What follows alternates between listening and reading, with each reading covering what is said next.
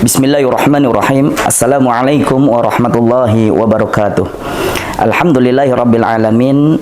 Ala ni'matillah. Assalatu wassalamu ala rasulillah amma ba'd. Para mitra JC dimanapun berada, alhamdulillah pada kesempatan siang hari ini, hari Jumat yang penuh dengan keberkahan, kita dapat bertemu kembali di Suara Radio Peradaban Jakarta Islamic Center. Hari ini kita akan coba mengupas secara singkat berkaitan dengan bagaimana hubungan suami dan istri secara syar'i dalam perspektif ajaran Islam. Di dalam keluarga itu yang disebut keluarga kecil adalah adanya seorang ayah, adanya seorang ibu, dan adanya seorang atau anak.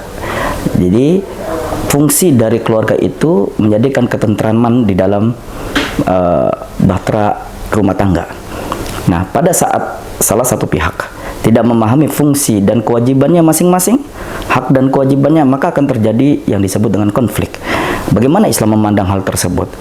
Jika seorang suami tidak paham akan kewajibannya, maka akan terjadinya kehancuran dalam rumah tangga. Begitu juga sebaliknya, jika seorang istri tidak paham terhadap kewajibannya, maka akan terjadi konflik di dalam rumah tangga. Maka jelas di dalam ayat Al-Quran surah An-Nisa ayat 34, Allah subhanahu wa ta'ala berfirman, A'udzubillahi minasyaitonirrajim, Bismillahirrahmanirrahim. Ar-rijalu qawwamuna 'alan nisa bima faddalallahu ba'dahum 'ala ba'di wa bima anfaqu min amwalihim. Fas-salihatu qanitatun hafizatun lil ghaibi bima hafizallah wallati takhafuna nushuzahunna fa'idhuhunna wahjuruhunna fil madaji'i wadribuhun. Fa in ata'nakum fala tabghu 'alaihinna sabila innallaha kana 'aliyan kabira. Shadaqallahul 'azim. Para mitra JC dimanapun berada, jika kita melihat ya secara singkat perilaku atau perlakuan seorang suami dengan istri haruslah proporsional. Suami menyayangi sang istri, istri menghormati sang suami. Karena apa? Semuanya itu memiliki keutamaan masing-masing.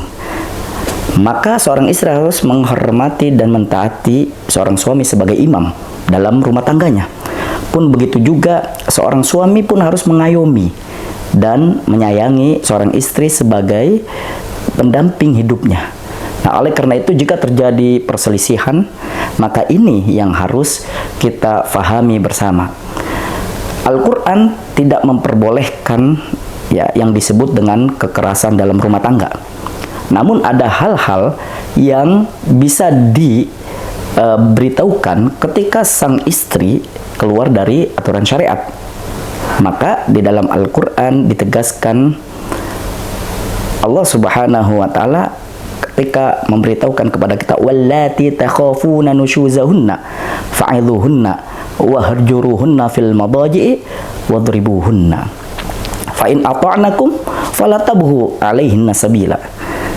Nah, ini menarik sekali ayat ini. Jadi kalau misalnya seorang istri ya, kemudian para suami khawatir, takut para istrinya nusyuz. Nusyuz itu maknanya adalah dia tidak mau mentaati suaminya. Salah satu contohnya keluar rumah tanpa izin, atau misalnya sang istri ketika dinasehatin oleh sang suami untuk taat kepada Allah dan Rasulnya menjalankan perintah-perintah Allah, dia tidak mau, maka itu ada tahapannya. Dan tahapan itu tidak boleh dilanggar oleh sang suami. Tahapan yang pertama apa? Wallati takhafuna nushuzahunna fa'idhuhunna. Nasihatin yang pertama, berikan nasihat. Jangan langsung tiba-tiba suami marah kemudian membanting sang istri, bahkan mencekik misalnya sampai istri kelabakan, kemudian tidak bisa bernafas. Nah, ini membahayakan. Jadi tidak boleh adanya benturan fisik. Fa'idhuhunna, ini tahapan pertama, nasihatin.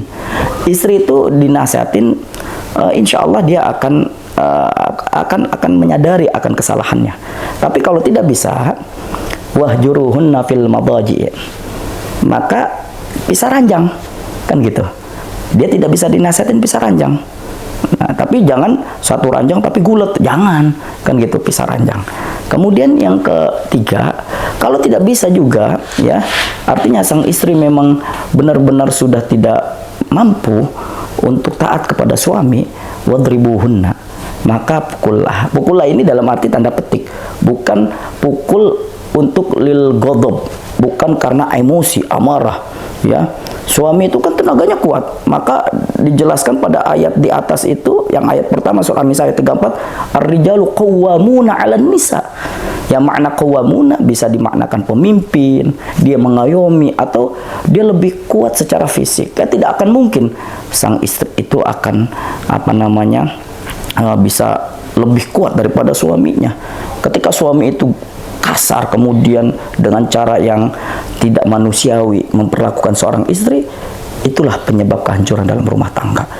Jadi pukulnya ini litarbiyah, tujuannya untuk mendidik, bukan untuk menyakiti. Beda. Litarbiyah bukan lil ghadab. Mendidik bukan untuk karena luapan emosi. Nah, terjadi saat ini, apalagi di dunia infotainment saat ini, kita dihebohkan dengan berbagai macam karakter suami kepada istrinya, atau sebaliknya istri kepada suaminya. Ketika istri marah, maka suami bisa teraniaya juga. Ada beberapa kasus suaminya teraniaya oleh istri, tapi yang paling umum adalah suami menganiaya istri. Kenapa? Karena secara fisik dia lebih kuat, dan ini tidak diperkenankan dalam ajaran Islam. Ingat, Allah itu memiliki sifat Rahman, sifat kasih sayang kepada hamba-hambanya. Kita sebagai manusia jangan sekali-kali menghilangkan sifat Rahmannya Allah. Sayangilah keluarga kita, bahkan istri dan anak kita. Insya Allah, jika kita menyayangi istri kita sebagaimana pakaian kita, suami pakaian dari istri, istri pakaian dari suami, maka tutupilah aibnya, jangan sampai diumbar, sehingga kasih sayang itu akan muncul.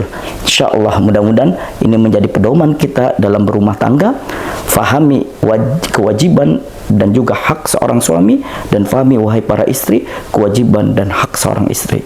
Mudah-mudahan Allah Subhanahu wa taala membimbing kita menuju keluarga yang sakinah, mawaddah warahmah.